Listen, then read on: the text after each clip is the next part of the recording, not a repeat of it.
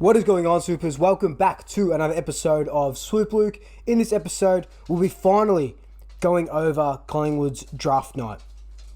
Let's get into it.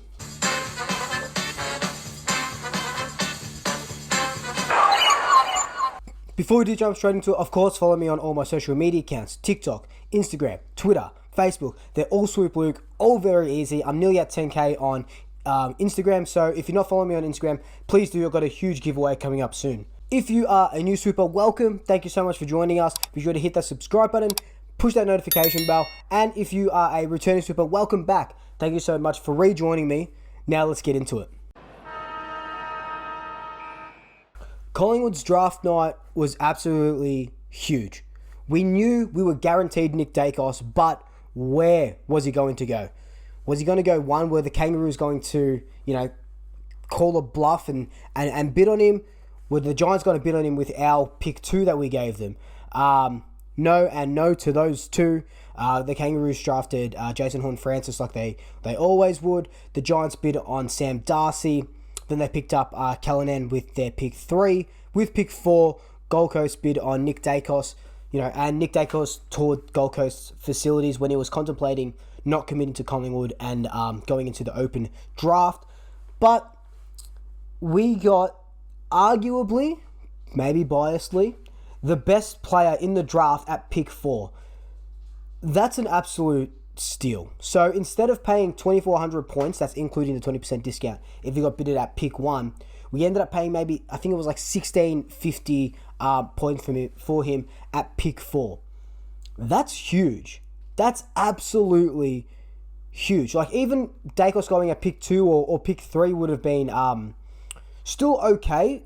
Pick 3 would have still been okay. But pick 4, you may as well have picked Daicos in the second round. That's how well it helped us. He was never going to... Gold Coast were always going to bid on him. He was never going to go after pick 4. But we got a top 5 draft pick. We had heaps of points and heaps of picks for him. Did a couple of live trades. And we brought home 3 other players: Arlo Draper, Harvey Harrison, and Cooper Murli. 4 players to round out our draft night. So there has been plenty of talk about Nick Daicos all year. I've made videos talking about him, Instagram posts talking about him on Twitter and stuff, and there's been like 7,000 articles about him. So we won't delve too much into Daicos unless you want to, and I'll make a separate video for him and maybe the Daicos legacy and stuff like that. Actually, that would be a pretty good video. Yeah, maybe I'll drop a Daicos legacy video. But this video is just going to be talking about the draftees. But this video is going to be talking about the draftees that came out of left field, that we didn't know who we were interested in, because our next pick from pick 4, right, that we bid on for Nick Daicos, not that we had, but we bid on him for Nick Daicos. Our next live pick was pick 45. That was the second day of the draft. So it was hard to determine who we were interested in or who we could make videos about because our pick was so far away. So let's get into it. Pick 45, our second pick in the draft. We drafted Arlo Draper at a 186 centimeter medium, classified as a medium forward / midfielder. This was, according to everybody else and according to Cal Toomey, an absolute steal. Cal had him in the top 15, so early first round, maybe late first round, early second round. So he was definitely in the top 25 prospects, and we got him at pick 45. You're probably saying, how is that a steal if everyone passed up on him? I think it was because he injured his AC joint in the second half of 2021, so he had to sit out. So what happens then, people see you early and you don't play for the second half, you start tumbling down the rankings. But from what we can tell, from the footage I've seen, from everyone talking about him, we have got a classy player. Gary Kine even likened him to a Scott Pendlebury type. What I like about Arlo, from what I've seen of him, Draper, Curtains, and there was another name that he was going by. That's neither here nor there. Speed. He's got a lot of speed. Like I said, he's classy. He's good with the ball in hand.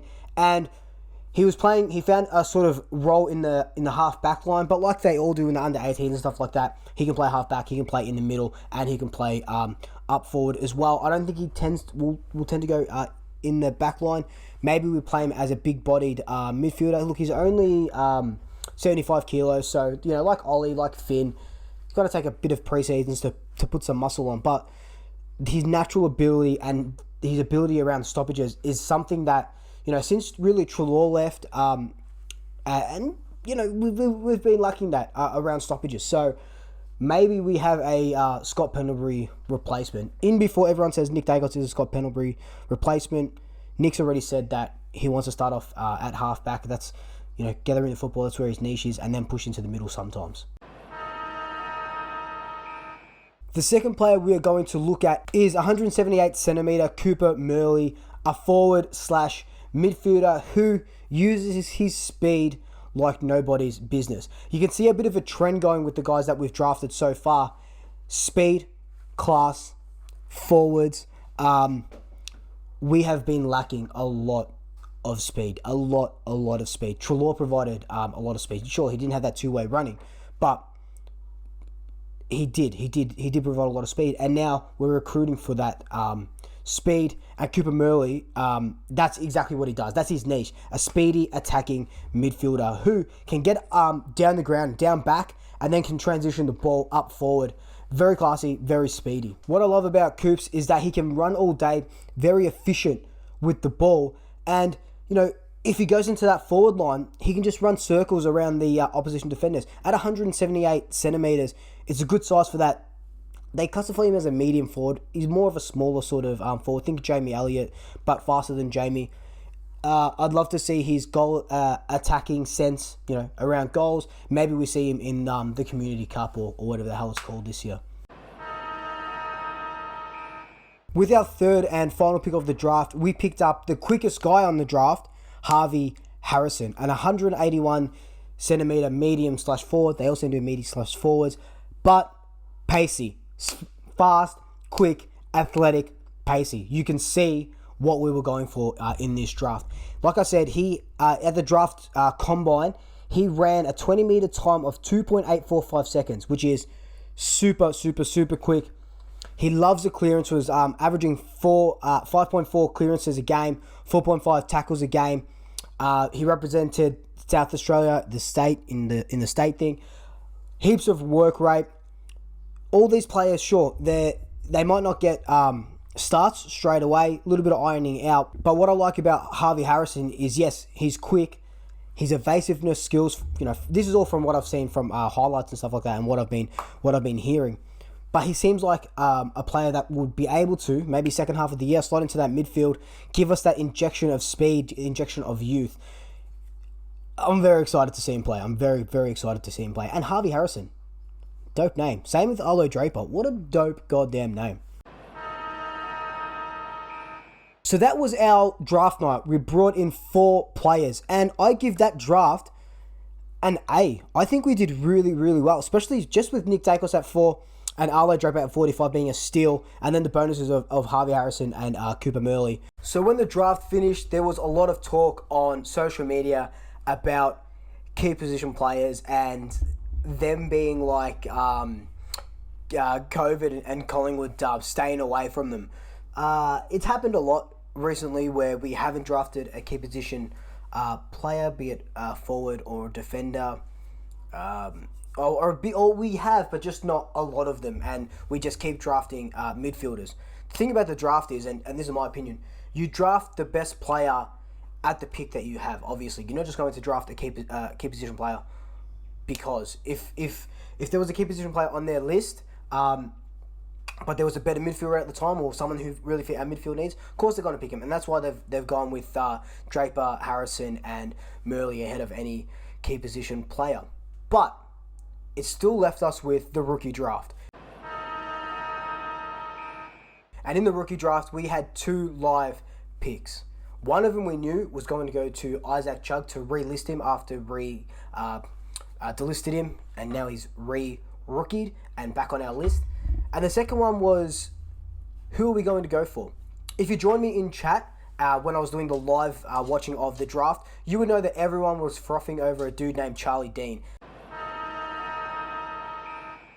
I checked out his highlights live on camera, and then I started frothing about him. I loved him. In the mould of a Darcy Moore / Jeremy Howe with his intercept marking, and Collingwood with their pick 2 of the rookie draft drafted Charlie goddamn Dean, and social media absolutely exploded. I already love this kid. Killer Mo, right? He looks like the most humble dude. He won the Fothergill Round Mitchell medal, the best and fairest for the VFL in 2021. I think it was something like 13 of the last Fothergill Round Mitchell medal players that have won that have been drafted to an AFL club. Now, Charlie Dean, I think, is one guy who is going to play early on. He could be... Look, I don't think he's a Jordan Roughhead like for like, because Ruffy plays one-on-one. Think of him, like I just said, in the mould of a Darcy Moore. Dean is known for his composure when he's under pressure and his intercept marking. You know, this shows from his 7.3 marks that he averaged in only 9 matches of the VFL and won him, you know, the best and fairest. So there is a lot to like about Charlie Dean, and he is just going to be an amazing pickup, especially with Jeremy Howe getting older. He's not getting any younger. We need another guy there. Could Dean take over Madgen's role as well? And could we see Madgen play less minutes and Dean play more minutes? I think that's definitely what is going to happen. So, oh my God, as a mature age as well, he's already there. His body's already there to take it on. Playing VFL against AFL listed players as well. So he is ready to take his football to the next level. All in all, how did I think this draft go? Like I said, I gave the draft, the two draft nights, an A. With Charlie Dean, I'm not going to say A+, because that's you can't really tell how any of these players are going to go in the whole draft. You know, Nick Dacos, Jason Horne-Francis as well. Until they start playing games in a couple of years, you look back and you go, okay, they're going to be pretty good, or no, they're all crap. So you're not really going to know just yet. But on paper, it looks absolutely stunning. And Derek Hine, Graham Wright, McRae would have had a bit of a voice. I saw Liquor in there as well, good mate of the channel. It looks great, and I'm very, very excited. And opposition supporters on forums and in social media are saying that we did really well and we had a good draft hand for what we were dealt. You know, no second round pick. So we did really well. Haven't we done well? Haven't we done well? Who do I think starts, or not starts, but who do I think gets an early look in for our round one? Maybe not round one. You know, the opening sort of games, first half of the season. Let's say Charlie Dean and Nick Dacos, put them in straight away. I think they get a go. If you're picking off last season's final game against Essendon, you go Charlie Dean ahead of Madgen, and you go Nick Dacos in there as well ahead of, or you can put him in ahead of someone else that I haven't got it on paper, but I'm sure you guys will let me know. Anyway, guys, this has just been my quick recap of the draft. Let me know your thoughts down in the comments below. Give it a grade from A to F, what you thought. Who are you most looking forward to? Besides Nick Dacos, who are you most looking forward to seeing? Because I know everyone's looking forward to seeing Nick Dacos. But until then, like, comment, subscribe, tell your family, tell your friends, tell your pets, and until next time, Double Shackers, I'll swoop you all later.